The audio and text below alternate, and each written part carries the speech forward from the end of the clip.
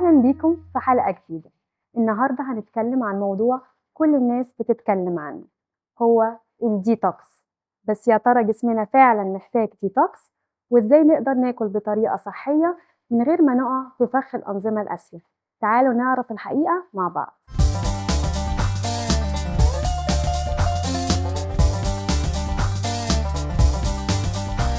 والنهارده معانا جانا جردلي. ممكن تعرفينا بنفسك يا جانا؟ واهلا بيكي. ميرسي كتير لكم وميرسي لاستضافتكم لإلي. منورانا. وبست أفلك بالبودكاست وبالايديا اللي عم تعملوها لأنه شغله كتير حلوة. ميرسي. أنا جانا جردلي، اختصاصية تغذية ومهندسة صحة وغذاء. تخصصي كل شيء بهندسة الغذاء ليصير صحي أكتر. وأنا إلي 9 سنين بعاين بالعيادة كاختصاصية تغذية عيادية كنت، وهلأ صرت شمولية يعني holistic nutritionist. أنا شغفي بالحياة إني ساعد العالم كيف يتحسن طبعًا وعلاقتهم مع الأكل ومع جسمهم ومع الميزان ويضلوا حاسين حالهم مرتاحين مع حالهم.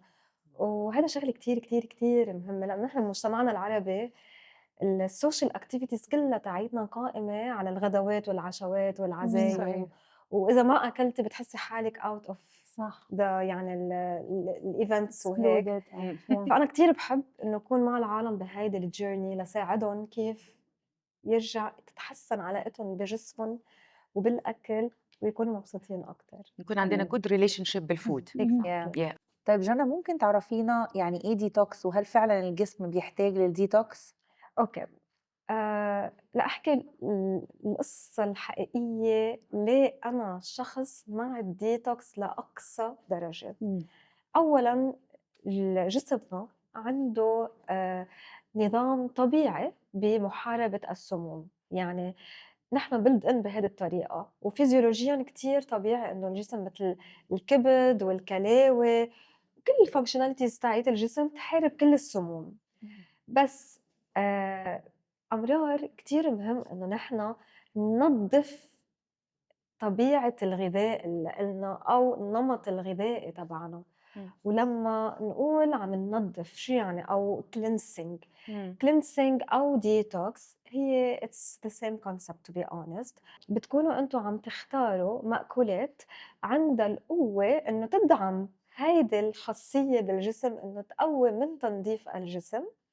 وإضافة إنه طبيعة الأكل كديتوكس كنظام غذائي ديتوكس أيضا بيساعد على خسارة الوزن. فمشان هيك العالم أمرار بيكون misconception عليه إنه لا لا لا ما تعملي ديتوكس منك بحاجة إله. في ناس عن جد بيعملوا ديتوكس لينظفوا جسمهم ولا يضعفوا بنفس الوقت، وفي بقلبه كتير خصائص. يعني أنا إلي 9 سنين بعطي ديتوكس، وبحب كتير أحكي عن قصتي بالديتوكس كيف صارت.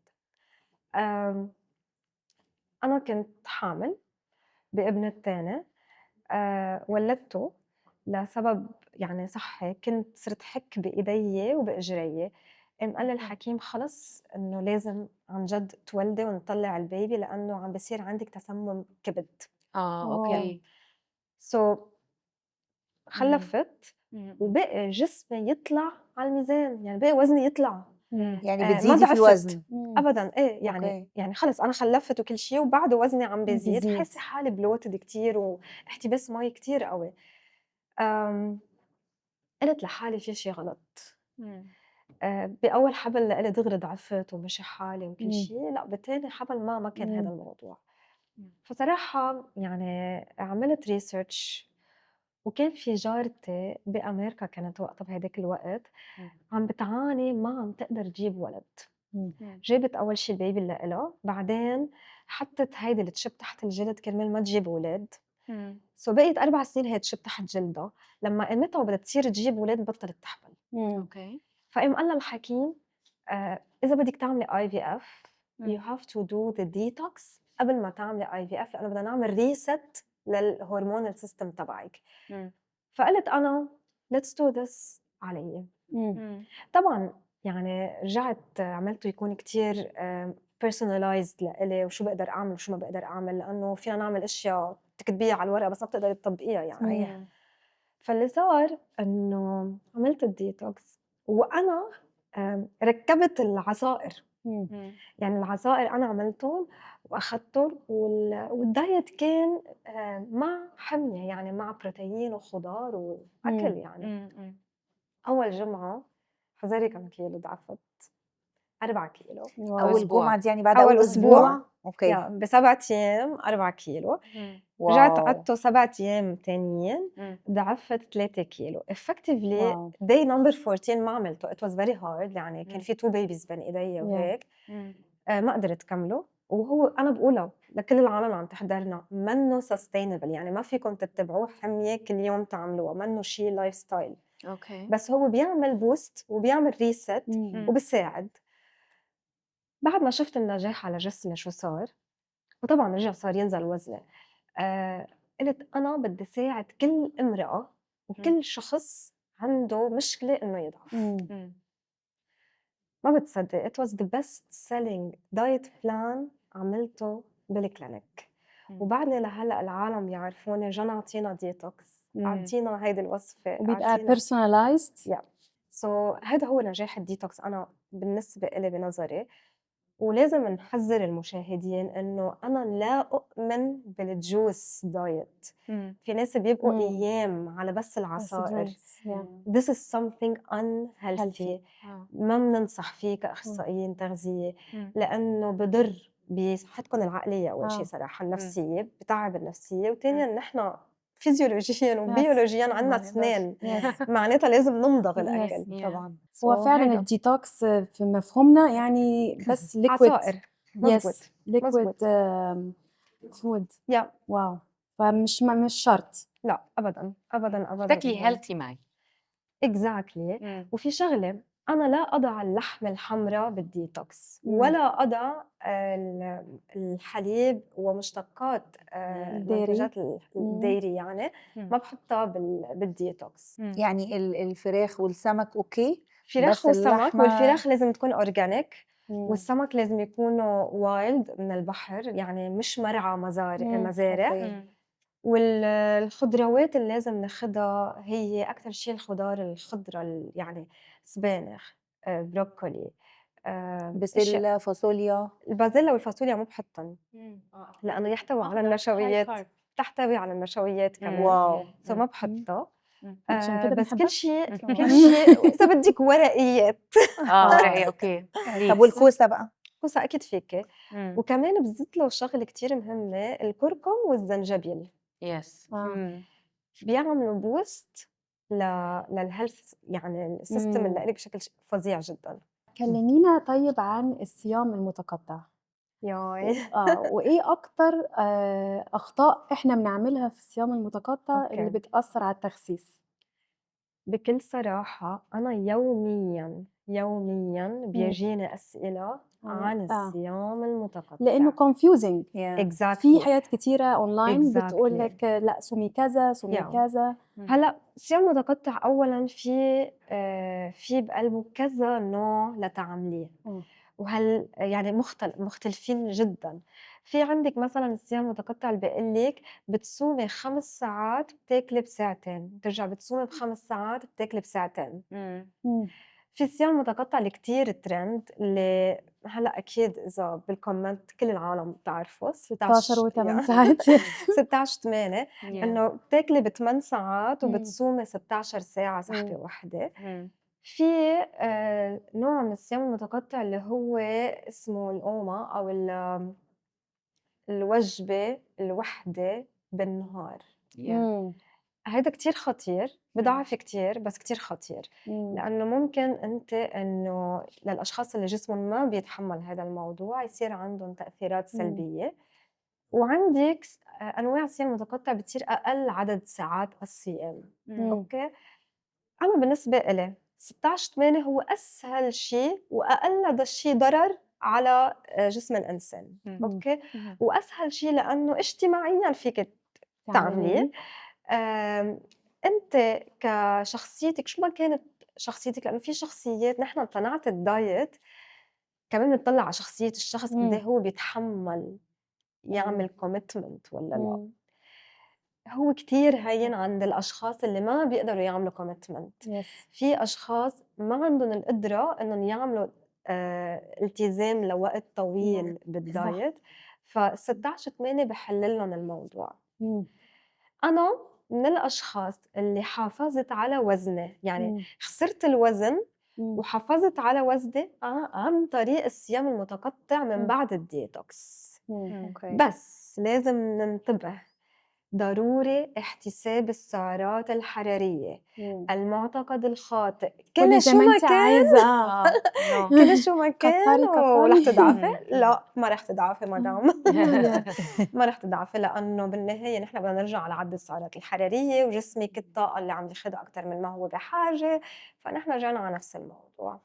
بس الصيام المتقطع شيء كتير صحي. الصيام المتقطع أكتر خطأ شائع غير السعرات مم. الحرارية عدم الالتزام بالتوقيت. مم. أوكي، التوقيت هو شيء كتير مهم. مم. في دراسة انعملت على الأشخاص بيقولوا إذا نحن عنا 1000 سعرة حرارية، أكلنا ال1000 سعرة حرارية مم. بين الفترة الصباحية وفترة الظهر من النهار، أو الشق التاني من الأشخاص الجروب التاني عطون ال1000 سعرة حرارية من بعد الظهر مم. لعشية. أوكي، مم. مين ضعف أكتر؟ الشق الأول. ليه؟ لأنه الساعة البيولوجية تاعت جسمهم، يعني لما نفيق، لما يطلع الكورتيزول، ولما مم. يكون خلص يعني جسمنا فاق يس. صح أيوة. لازم تكون متجانسة مع دورة الأرض، يعني مع ساعة الأرض. مم. يعني إذا أنا هلأ آه، صار مغيب الشمس وصار ليل، ما لازم آكل، مم. لازم أقول له لجسمي لازم تنام مم. وما لازم تاكل، لأنه بس مم. تاكلي بتكوني أنت عم تعطي ساينز لجسمك إنه أنت مم. بعدك فايق. فالصيام المتقطع بفوت بهذا الموضوع، إنه أنا يجب علي الالتزام بعدد الساعات الصباحية والظهر والمغرب بالنسبة للأكل كمان. مم. فهيدي نصيحة للأشخاص اللي عم يعملوا صيام متقطع أو بدهم يعملوا صيام متقطع، بليز التزموا بالتوقيت، لأنه كتير بساعد إنه تنزلوا بطريقة أسرع. يس. طب بالنسبة للديتوكس، انت قلتي نبتدي بيه الأول وبعد كده Yeah. نعمل الانترميتنت فاستنج. Yeah. طب الديتوكس ده بيساعد على ان انت تخسي، وكمان بيساعد ان هو يجيت ريد اوف الاكسترا واتر اللي صح. في طيب صح. قولي لنا مشروب ديتوكس نعمله في البيت. أوكي. مم. حاجة مثلا مش عارفة دلوقتي مشهور الجرين جرين سموثي سموذي ولا يا عندي شي كتير طيب. اوكي بستعمل فيه المانجو اوكي والتربريك، كتير اوكي طيبين يا. مع بعضهم. طب ده المانجو ده حلو يا جدا، طب ده يا آه. جميل. يا كتير طيب. اوكي وفي شغلة كتير بحب حطها اللي هي السبانخ. مم. اوكي سو سبانش سبانخ، اه مانجو، و تورميريك وترمريك. أهم شي ما تحطوا البودرة، ونحط اللي ايه حطوا البروتين الطازة اللي بتلاقيه اوكي. يعني بالسوبر ماركت بتلاقيه حد الزنجبيل. اوكي اه هالقد على قد إصبعكم، يعني اه مش أكتر. بدنا اه ننتبه كتير منيح إنه بصفر الأسنان وبصفر الإيدين، فالبسوا اه كفوف أنتوا عم الجينجر تقصوا. نو الترمريك تورميريك تيميريك سوري يا اه سو بتحطوه كله بالبلندر مع مي، مم. وكتير طيب. اوكي إذا بدك تزيدي له حلو، لسه هقول تمر لك بدل لازم نحط له حاجة. تمر أو عسل، ملعقة. اه باي ذا واي ديتوكس فيكم تاخدوا التمر ده عسل. انا شفت ناس كتير بتعمله واو.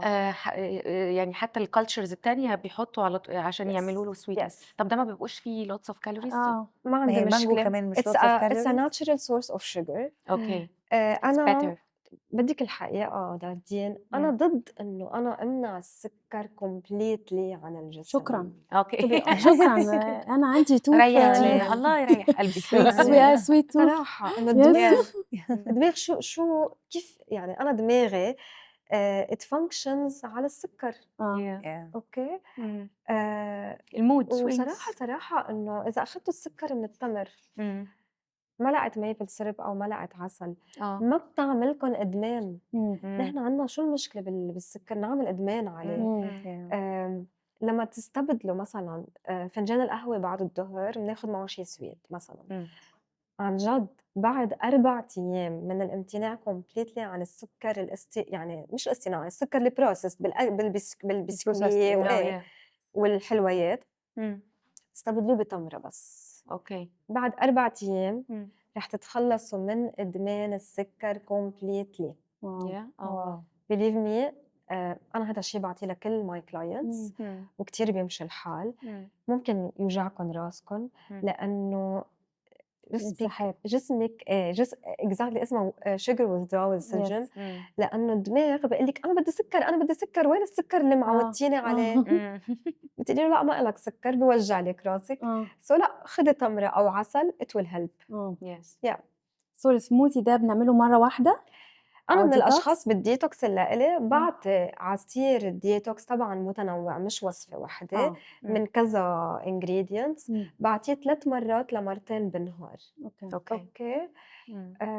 بس عن جد عن جد يعني أنا بحب إنه كل العالم يجربوا الديتوكس لأنه it's cleansing. يعني هو يعني بس يجوا لعند الأشخاص اللي عملوا الديتوكس على طول بقول لهم أنتم بعد 1 week تعالوا لعندي لتشوفوا الفرق. وجهن بيكون تغير، ما في سواد تحت العيون، ما بتحسي وجهن منقر، ما في نفخة. صح. يعني شغلة كتير حلوة ومريحة. طيب الناس اللي بتستخدم الديتوكس الدرينكس علشان دايت، عشان وزنهم يضعفوا. يقل هل دي وسيلة للخسسان أو إيه. لفقدان الوزن؟ إيه أكيد وهل ليها مدة معينة المفروض ما طبعاً. نعديهاش؟ طبعا. مثل ما قلت إنه أنا حاولت أعمله 14 يوم. day number 14 I couldn't do it. هلا specifically كمان كنت breast feeding. يعني في صعبة عامل كبير Yes. موجود. يعني ما في يمكن مش قاعدة صراحة. بس بلاحظ إنه الإنسان عنده قدرة تحمل، والديتوكس منه دايت sustainable. يعني منه لايف ستايل. وأنا من اختصاصيين التغذية اللي بفصل بين اللايف ستايل وخسارة الوزن. هن مختلفين. دايت لتضعفوا لازم تعملوا دايت مختلف عن اللايف ستايل. اللايف ستايل هو intermittent fasting بأكل صحي مثلا. هذا اللايف ستايل. اللايف ستايل مثلا تقولي لي أخذت الصبح خبز مع الترويقة، الغدا شو ما كنت طابخة أكلت، العشاء عشاء خفيف. هذا لايف ستايل.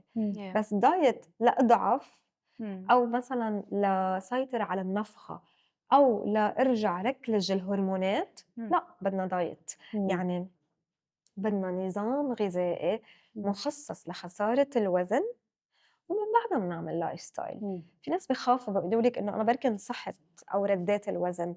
ولا حدا برد الوزن إلا إذا أكل زيادة عن طاقته، إن كان بيوم أو بسنة. لأنه في معتقد خاطئ كمان شو بيقول إنه الدايت اللي بضعفك بسرعة بترد الوزن. exactly. this is wrong. ما حدا رح يضعف. يعني إذا أنا أخذ معي الدايت لأضعف سنة أو شهر، إذا أنا أكلت زيادة عن طاقتي بأسبوع بدي أنسى. بالضبط. المشكلة بعد الدايت إن أنتِ تمينتين it. والصيام المتقطع هو الحل الأمثل. الحل الأمثل. طب إزاي النوم بيأثر على الخسسان؟ أنا اتفاجئت من قريب كده إنه لو مش بتنامي كويس ده مش هيخليكي تخسري من وزنك أسرع. إزاي؟ جسمك بدك تطلع عليه كأنه عنده طاقة. أوكي. أو مثل عجلة عم تبرم. هالعجلة اللي عم تبرم بتشرج الطاقة اللي إلها من النوم ومن الأكل الصحي. ماشي. أنت لتحرق الدهن لتكسر الدهن بدك طاقة. وأنت خاصة هالطاقة ما عم تجيبيها من الأكل. يعني أنت قصداً سكرتي طاقة الأكل وقلتي له للجسم تفضل ديل مع الشيء اللي أنت عندك إياه. صرف. النوم بيساعد الجسم ليرجع يشرج طاقة، لترجع ترتاح الخلايا، ليرجع يرتاح السيستم، ليرجع تاني يوم يحرق لك الدهن. صح. أنا مع إنه النوم هو شيء أساسي، والتغذية الشمولية بتفوت بهذا الموضوع. يعني الأسئلة اللي بنسألها: كم ساعة نوم بتنام؟ هل نومك منتظم؟ هل بتفيق بالليل؟ هل مثلا بتحس إنه نومك خفيف؟ بتفيق دغري؟ كل هيدول مهمين لنعرف صحة الجسم كمان.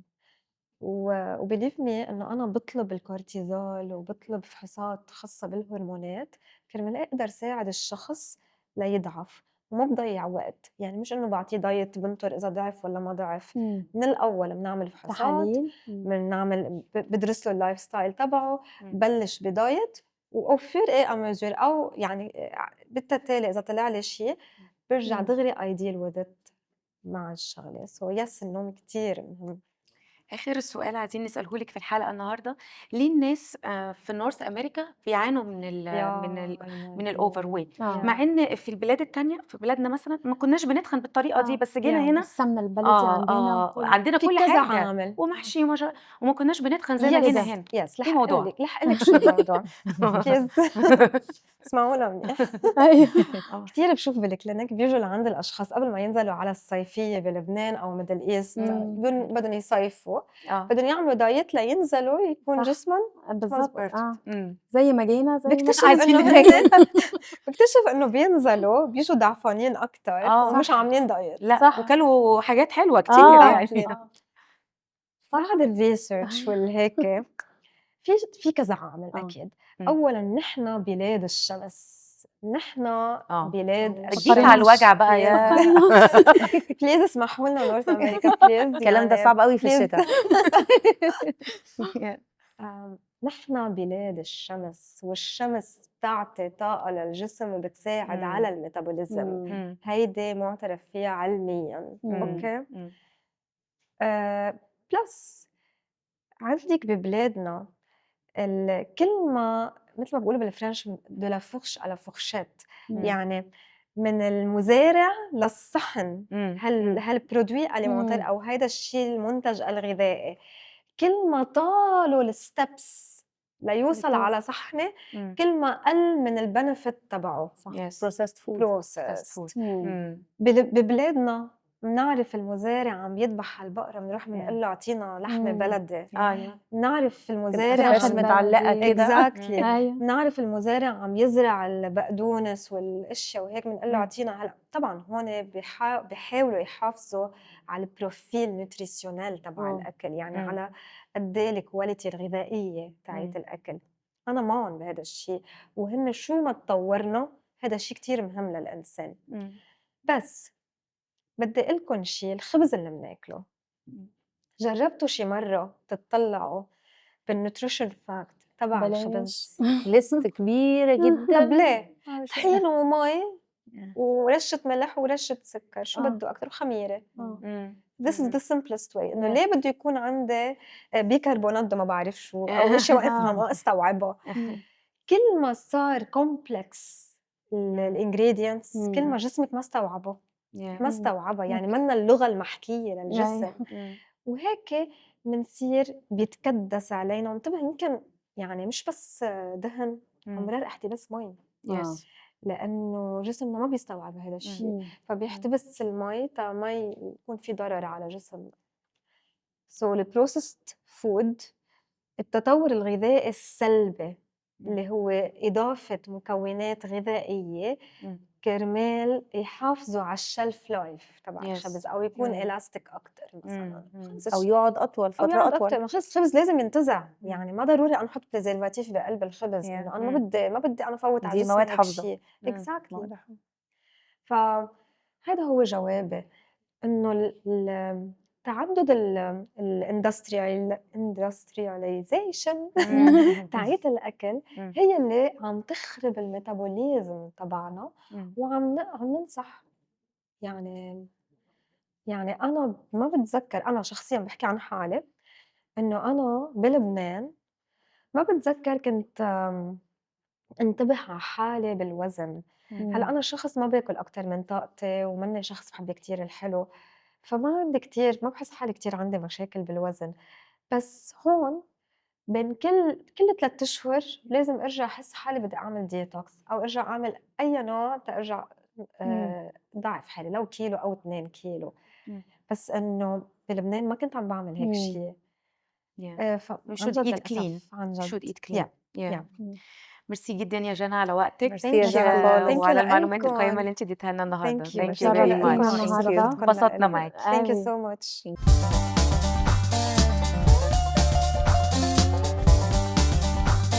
في الآخر جسمنا أصلا يقدر يتخلص من السموم لوحده، وكل اللي علينا إننا نساعده بالأكل الصحي، شرب المية والنوم الكفاية. مفيش مشروب سحري هيشيل السموم، لكن عادات بسيطة تفرق معانا كتير. اختاروا الصح دايما، لأن صحتكم مسؤوليتكم. أشوفكم في الحلقة الجاية، وصحة وهنا.